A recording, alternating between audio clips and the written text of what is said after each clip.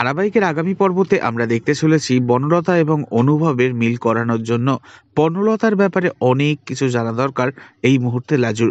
তাই লাজু বনলতার শহরের বাড়িতে যাওয়ার সিদ্ধান্ত নেয়। তাই সে সুদেবের দোকানে যায় আর সেখান থেকে সুদেবকে নিয়ে রওনা দেয় সোজা শহরে। তবে মাঝপথে চায়ের দোকানে বসে একখানা কেককে অর্ধেক অর্ধেক করে খায় লাজু আর সুদেব মিলে। দুজনকে দেখতে লাগে ভীষণ রোমান্টিক।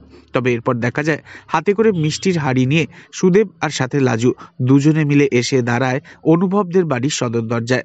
বাড়ির সবাই তো সুদেবকে আর লাজুকে একসাথে দেখে অবাক হয়। এরপর সুদেব ও লাজু মিলে বাড়ির বড়দের প্রণাম করে আর ঠাম্মি হাতে তুলে নেয় ওদের আনা মিষ্টির হাড়িটা। অনুভবের মা মনে মনে ভাবতে থাকে এবার তার ছেলেটা রেহাই পেল। অন্যদিকে আবার দেখা যায় ছেলেকে দোকানে না খুঁজে পেয়ে সুদেবের মা বাবা ভীষণ অস্থির হয়ে ওঠে। তারা ছুটে যায় লাজুর বাড়িতে। লাজুর মা বাবা বাড়িতে হঠাৎ সুদেবের মা বাবাকে চলে আসতে দেখে তারা চমকে ওঠে। সুদেবের বাবা মা তো রীতিমতো ধমক দিয়ে কথা বলতে শুরু করে দেয়, কিন্তু তারপর জানতে পারে বাড়িতে লাজুই নেই। সুদেবের মা বাবা বুঝে যায় লাজু তাদের ছেলেকে নিয়ে পালিয়েছে আর রেগে যায় ভীষণ রকমভাবে লাজুর ওপর।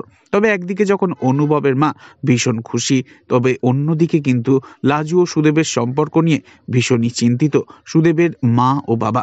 তাই নেক্সট আপডেট জানতে অবশ্যই সাবস্ক্রাইব করে রাখবেন। ধন্যবাদ।